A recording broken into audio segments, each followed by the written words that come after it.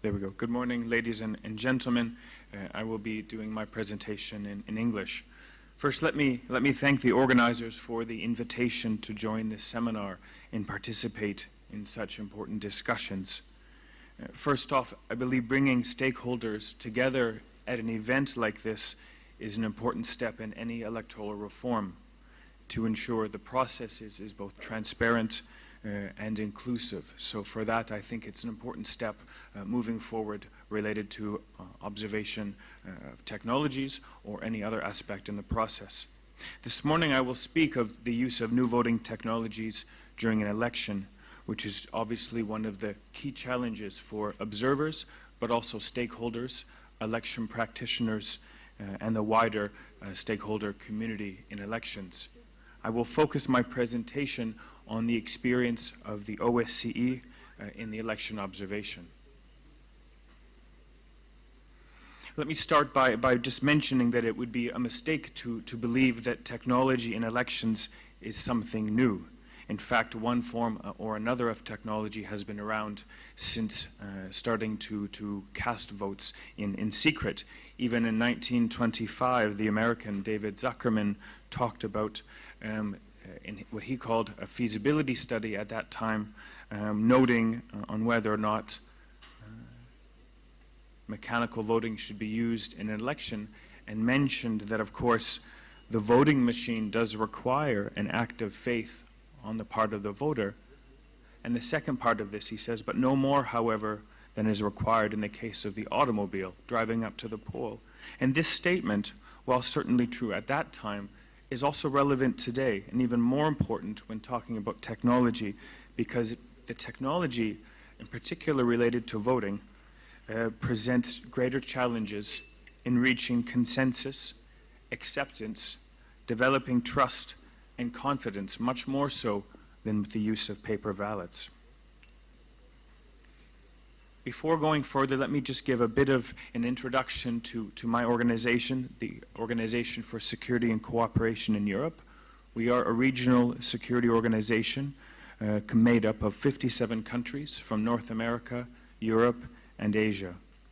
We conduct our observation of elections and technical assistance through the Office for Democratic Institutions and Human Rights. And while we are not formally active in Latin America, we have shared experience and good practice with a number of organizations in the region. And since the last 20 years, we've undertaken more than 300 observations of elections. Countries within the OSCE have committed to holding principles in democratic elections.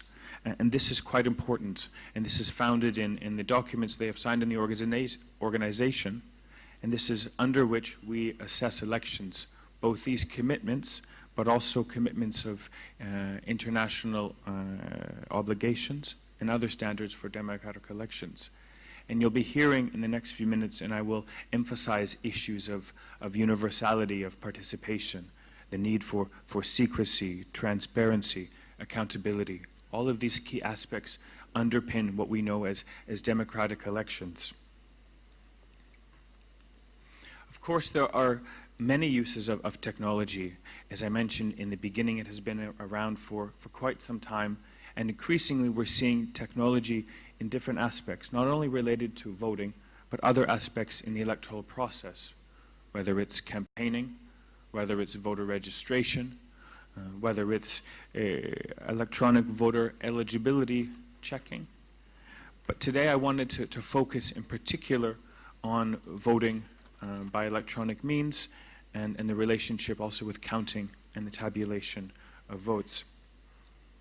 And here let me just offer a definition from our side, from our organization, about new voting technologies, which may differ from other organizations.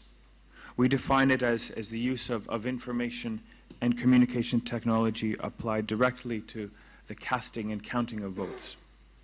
This understanding can include ballot scanners, internet voting, DREs, the direct recording electronic votes, or touch screens, and indeed can encompass several other variations of these contexts. And this includes, I think, in your context, in the Argentinian context, of the type of machines that have been used in some cases and are being considered for the future. When we look at technologies, I think one of the important aspects that we have to look at and we acknowledge is that they can offer additional functionalities. They can offer benefits to the election process.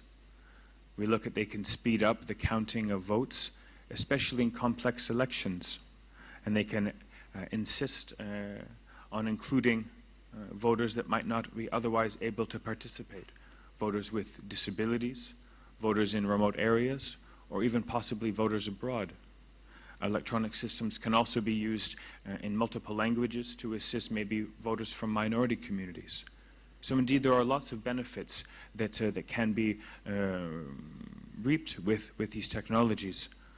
Although at the same time, while there are benefits to this, there are indeed challenges with using new technologies.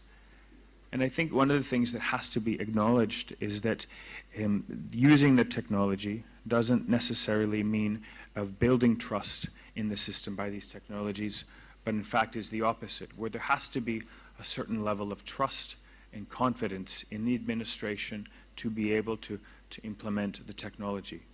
And the reason for that is because it goes back to the beginning of what I said, is that there has to be a certain trust in these different technologies. The voter stakeholders are dissociated from the technology, and they have to have trust in the administration that they will use them properly.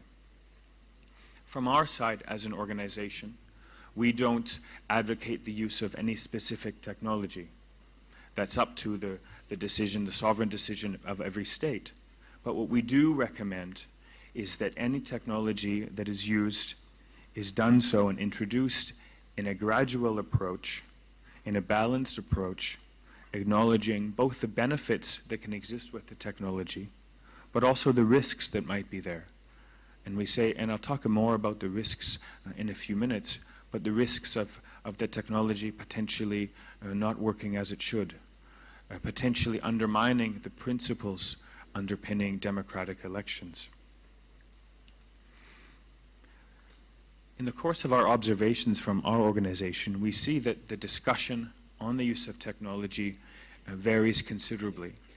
And one of the things that I want to mention here is that in many countries where we observe technology within elections, it's not always a progressive, forward-looking approach. There are a number of countries that have considered technology, in fact, a number of countries that have used technology within voting and counting, and for one reason or another have reverted back to paper ballots.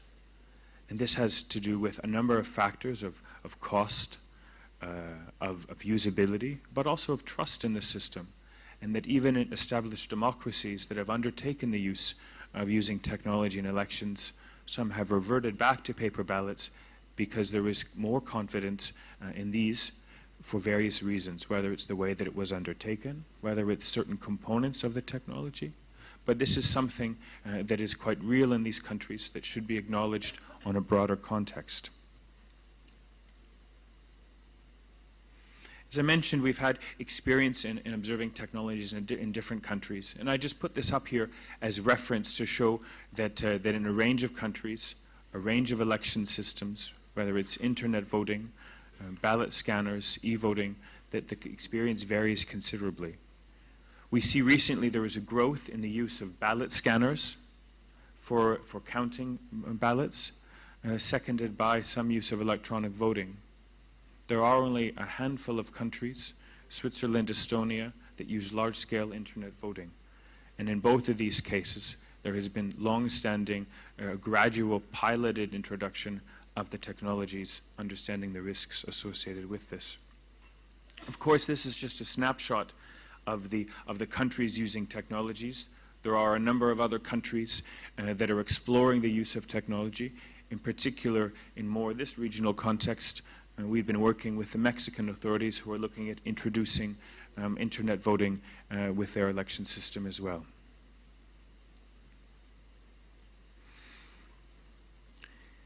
So as I mentioned before, no matter what type of technology you're introducing into an election, the general principles of democratic elections still apply.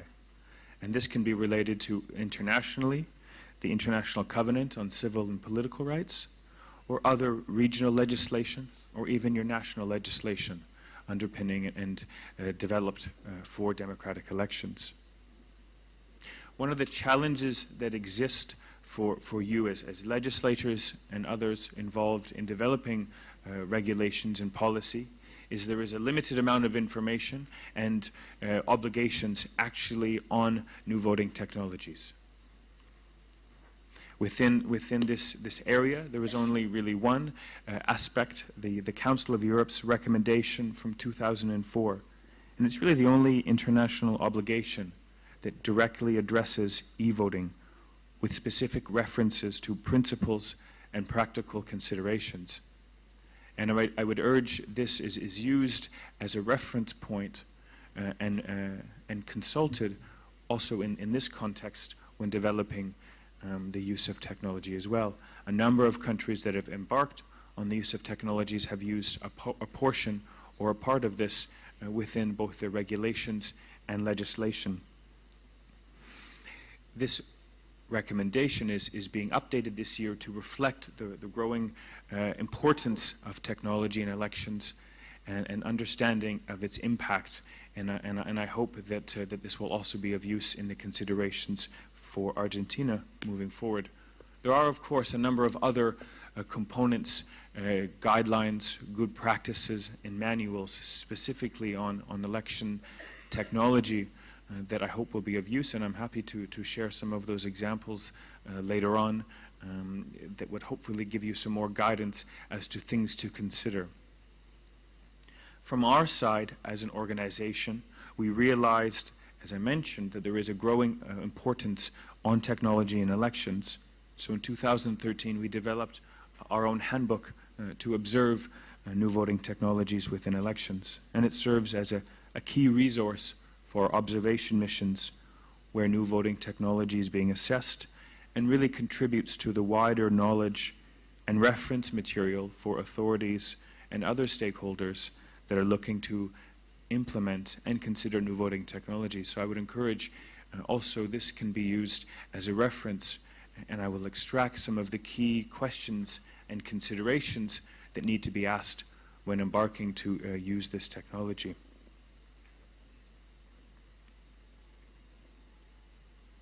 As I mentioned, our organization assesses elections against international commitments and obligations for democratic elections. These standards are the same across all of our observation efforts and apply equally to aspects of technology. In particular, though, when we're looking at technology, there are sort of 7 principles that need to be considered when looking at technology, and I'll touch on these very briefly now. But the first is obviously the secrecy of the vote. Does the technology that's being used ensure secrecy? And we're talking about secrecy in casting the vote and in counting the vote and all aspects of that process. Does it maintain this? The second, the integrity of results. Does the technology maintain the integrity? Can we have guarantees that the system that is being used is reliable for voting and the transmission of results? We talk about, related to the voter, the equality of the vote, universality of the vote. For the system itself, does the system ensure that everyone gets one vote and one vote only? In some cases where you have multiple channels, multiple mechanisms of voting, whether it's postal vote, internet vote, electronic vote, to make sure that each person can only vote once and that their vote is only counted once. But of course, universality as well, to make sure that everyone can use the technology in the election. While we want it to be inclusive, in some cases we have to make sure it's not exclusive, so that some people might not be able to use the technology because they don't understand it or unaware of what it's for. And lastly, transparency, to make sure that the voter and other stakeholders understand the technology that is being used. If they have questions about how it functions, and that these guidelines are available and open. Finally, public confidence. Overall, this is sort of a summary of everything. Do people have confidence not only in the technology, but in the process in which it was introduced? Do people believe that what is being used is something that will be inherently representative of a democratic election? I want to just briefly touch on a couple of key points here when we look at specifics within the technology. The first would be feasibility. So what is the issue that's being addressed? What are we actually looking at? What is the problem that's being solved, and how to go about solving it? Have the costs of the technology been considered? What is required to change the legislation? Here you have to have, I believe, a holistic approach. What process needs to be changed? Legislation, regulations, potentially infrastructure. All of this should be considered at the very beginning before moving ahead to other aspects. Second, legal context, and I think this is important for many of you. When introducing a technology into elections, all aspects of the use of that technology need to be regulated, either by the legislation or supporting regulations. Nothing should be left to uncertainty. Nothing should be left to ambiguity. Nothing should be left to be questioned. And this is a challenge because you have to be able to understand the full scope of the technology and how it's going to be implicated into all aspects. It adds accountability to the process and specific aspects of verification and possible discrepancies. Very briefly on procurement, this is something that is also adding to the transparency of the process. Who is going to be buying the equipment? What are the criteria of the technical use of the equipment? And here we also have to make sure there's transparency in the process, that people understand who is buying it and what role that the vendors have. And is there a relationship with the selected vendor to the stakeholders, and how are they going to undertake this? The election administration, this is one of the key foundations of the technological use, and here we ultimately say that they are responsible for the election and for any use of technology, no matter if certain aspects are outsourced. They maintain oversight capacity. They also maintain the challenge of foreseeing any problems with risks, with malfunctioning of the equipment, with voter education, with training of polling staff.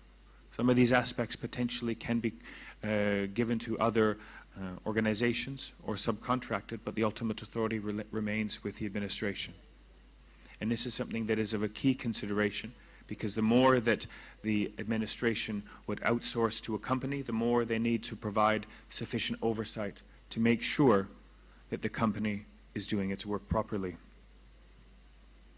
Security and integrity. I mentioned this before, but to make sure there is protection against external, internal threats. Make sure the software is working properly. There are no bugs or glitches, that it works properly on election day. Remember, the challenge is that for election day, there's only one chance to run the election. You don't get to tell people to come back and say, I'm sorry, we had a problem with the system. I'm sorry, there were issues with the machines, come back tomorrow. So there really needs to be an assurance that everything is working as it should be. As I mentioned before, usability and accessibility. It's important that the voters understand how to use the system. They understand what needs to be done to interact with the machine. And ideally, they should be able to interact with it without assistance from others. This is the point, again, of inclusion, to make sure that it's an easy process, that is not confusing, that is simple. And again, the challenge with this is to understand what will be the end product and how to develop voter education material, information, so that the voters in the farthest parts of the country understand the machine as much as anyone here in the capital city. A couple of last points. Again, going back to the need to make sure the machines or the technology work properly, there needs to be a certain level of testing and certification that is done to demonstrate that the system meets its criteria from what you've set out, that the machines, the technology, does what it should do, and that potentially some smaller mistakes can be corrected before election day to make sure there are no problems what's actually going on. It's important for everyone to have trust in how this is happening, in particular if there are issues with the machines. This is discussed and rectified before election day. Good practice suggests that testing and in particular certification should be done by an independent organization. So there is a certain level of outside scrutiny on the machines, and this will also increase trust in the system. Two last points is verification, audit. There should be a mechanism to allow for a review of the process to make sure that the secrecy of the vote has been respected and that results are done with honest tabulation. The last thing on this point is observer access, to make sure that observers, whether it's from partisan or non-partisan organizations, have the ability to scrutinize the process, to understand how the technology works. Trust is built not through blind trust, but through developed trust of having a partnership with the organization, with the election authority, so that people understand how it works and that they can ask the questions, they can see what's going on to make sure it's functioning as it should. Two last points. When we look at a timeline for implementation, we would recommend a gradual and balanced approach, introducing potentially a pilot phase in the beginning that will look at some of the key initial questions that I've discussed here today: feasibility, procurement, initial adaptation of legislation. The idea behind this is that in a second phase, in the rollout phase, the issues of legislation can be adjusted to meet the changes that have been identified. The procurement on a large scale can be made to correct for any changes and additional specifications on the machines, and that proper testing certification can be done ahead of election day. And while I understand there might be challenges to this in some contexts to have a multi-phased approach, this is, in our opinion, from the observation that we've seen, is what allows the systems that have been introduced to be sustainable and to grow. If you look at any system that is being used, any technology in elections, none of these systems have been perfect from the first implementation at a pilot stage. I will end with just a couple of summary points that I think, if you can take away anything from this, my presentation, is that it needs to be a proportional and gradual approach with new voting technologies, and that needs to be considered at all phases of implementation. And while they are new technologies, indeed they still need to fulfill existing criteria for democratic elections. And these were the principles that I mentioned and I have reiterated before, and the principles that I believe underpin elections in Argentina as well. And while it's a possibility, it's not a must to introduce technology. I go back to the issue that it should answer or solve an existing problem that is here within the election process. But it's not necessarily a must. There are potentially other ways that these problems can be solved. And finally, trust is one of the key aspects to the technology in elections, and I think that it needs to be established through maximum transparency. And this is maximum transparency of the authorities, of the technology, and of all of you that are involved here. Thank you very much.